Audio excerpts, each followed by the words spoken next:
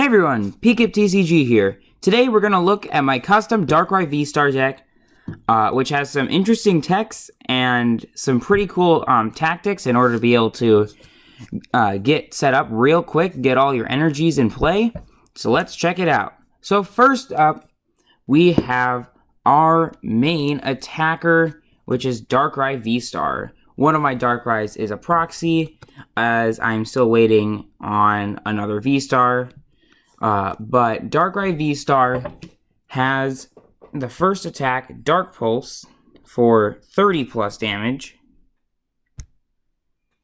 It says this attack does 30 more damage for each dark energy attached to all of your Pokemon. It's a little hard to read. I apologize for that. Make that a little better. And then it has the VSTAR Power Star Abyss, which allows you at any time during your turn to search your discard pile for 2 item cards and to put them in your hand. This is very useful if you want to put stuff like Dark Patch or Quick Ball back into your hand. So that way you can use them again and accelerate more energies or just improve consistency. We are also playing 2 Darkrai V. So that way we can evolve. Wind of Darkness is just for 50 damage, but Dark Void can leave your opponent's active Pokemon asleep. But again, we don't really want to attack with Darkrai V. We want to be attacking with the VSTAR. The reason why I'm playing only a 2-2 line of Darkrai V and VSTAR is because we have so many other attackers in this deck that you don't exactly need to play just Darkrai. And we also play Ordinary Rod, but we'll get back to that in a little bit. Next up, we play 2 copies of Galarian Moltres V for its Dire Flame Wings ability, just so that way we can get more energy into play, and Burn for 190 is also pretty solid for damage output. So, nothing too special with Galarian Moltres V. However, we also play 2 copies of the Galarian Moltres from Evolving Skies with the Malevolent Charge ability. This card has been one of the best cards from Evolving Skies because Malevolent Charge allows it to attack on the turn it's played. You can attach up to 2 Dark Energy cards from your hand to it when you play it down on your bench, which accelerates energy for Darkrai's Dark Pulse. Or if you want to use the Fiery Wrath attack, it does 50 more for each prize card your opponent's taken. So if your opponent has taken 5 prize cards, it's doing 270 damage. With Fiery Wrath, which is enough to knock out a VSTAR. So Moltres is another great alternate attacker and energy accelerator. This is kind of what the original turbo build, with quotation marks here, would be. However, I also decided to mix it up a little bit with a 2-2 Koffing and Weezing line. Weezing is used for its Energy Factory ability, which means that every basic energy that you attach to this Weezing or another Weezing, it provides 2 energy instead of 1. So in other words, if I were to put, and this is almost just like kind of simple math here, if I were to put, let's see, 3 energies on my Weezing, that's actually the equivalent of 6 energies, and that counts for Darkrai VSTAR, so that way it can use its Dark Pulse attack for even more damage. You can do upwards of 500 to 600 damage with enough energy on Weezing. However, we don't want to keep relying on Weezing. It is just a good card to have to boost your Dark Pulse damage output. Next up, we play 2 copies of Crobat V, just so that way we can draw more cards with Dark Asset. We are not looking to attack with Venomous Fang, and we are not playing Crobat VMAX in this deck. We are only playing Crobat V for its ability, which many of you know, Dark Asset is great to be able to get out of a sticky situation. And finally, our last Pokemon, our only non-Dark type, is this wonderful Radiant Greninja. Probably the most powerful single prize support card in the entire game as of now in the standard format. Its Concealed Cards ability allows us to put energy in the discard pile so that way we can put them back on with either Dire Flame Wings or with our Dark Patches. And it also and we can use this, we can use it over and over again as kind of just like a consistent way to draw extra cards. All right, next up, we have kind of some of your standard cards for a just almost any list in the format right now, and that is just for Quick Ball, so that way we can search out our basic Pokemon. I'm gonna move these down here so it's easier for you all to see. So we just have 4 Quick Ball, no biggie. It's kind of been the same. We are playing 2 Ultra Ball because we do not need. Usually we're able to draw into what we need rather than having to search for it all the time.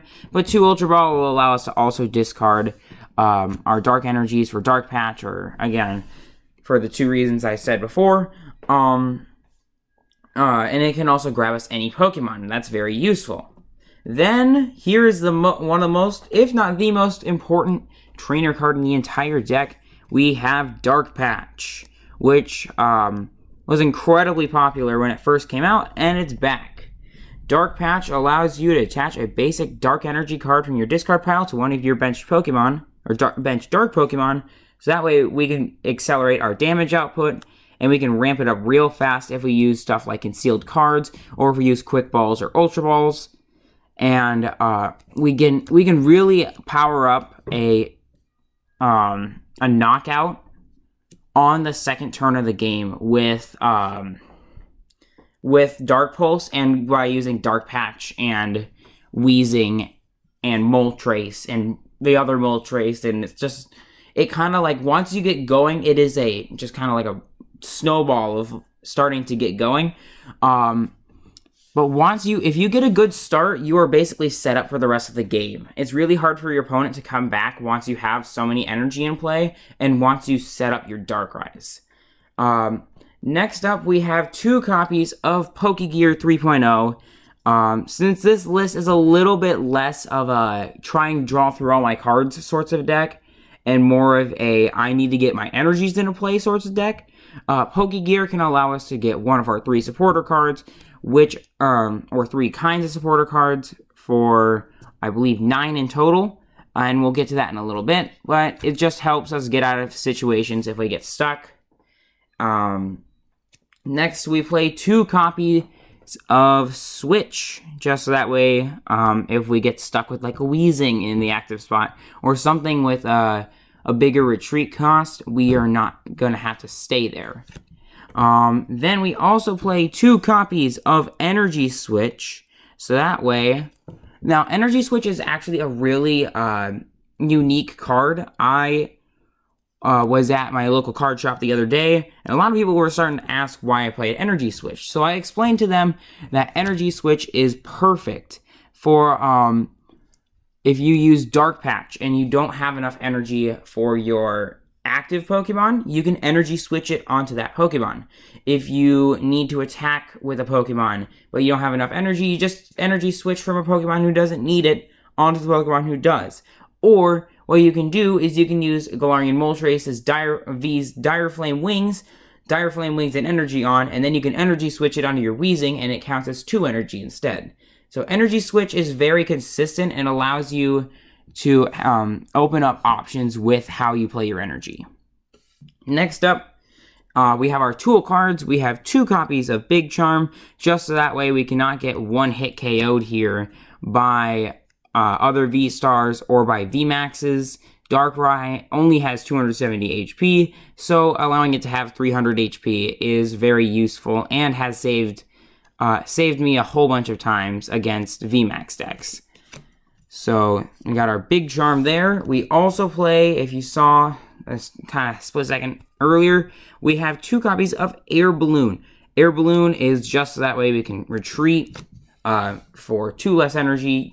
With all of these Pokemon in the deck, that is a free retreat. And then the rest of our item cards, we have 1 Tool Scrapper, 1 Escape Rope, and 1 Ordinary Rod. Tool Scrapper is very useful, at least in our local meta game, because of the large amount of stuff like Big Charm or Choice Belt, and Tool Scrapper can really change the game by just simply discarding. their Pokemon tools. We also play 1 copy of Escape Rope, so that way we can swap up something that our opponent may not want and get out of the active. And Ordinary Rods, that way we can grab back either Dark Energy cards or Pokemon or both. And if we need to set up another Darkrai, then we can do that pretty easily. Next up, we have 3 Professor's Research. Just kind of standard, discard your hand, draw 7 cards, move that back a little bit. And then we have 3 copies of Marnie, so that way, these are just kind of your standard supporter cards. Marnie is hand disruption while also giving ourselves a new hand while not discarding everything.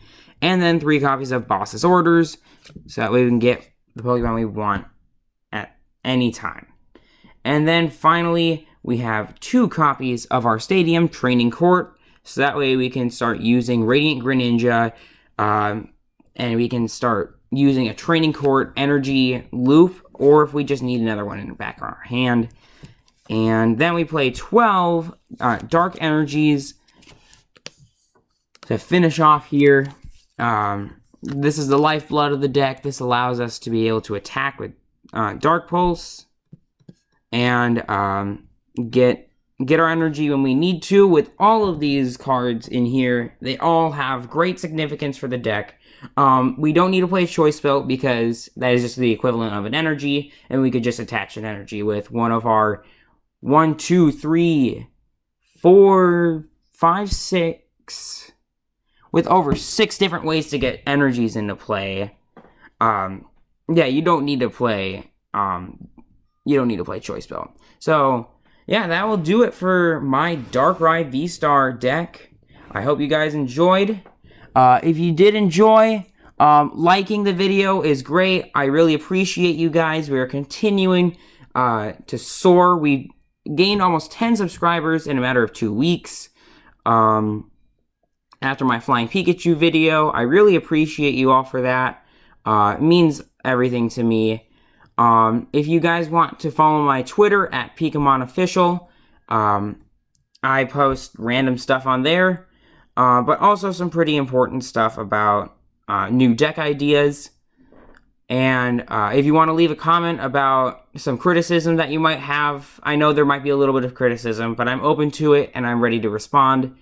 Or if you just have a comment about the deck or a deck idea for next time, I'd really love to hear it. So thank you all so much for watching.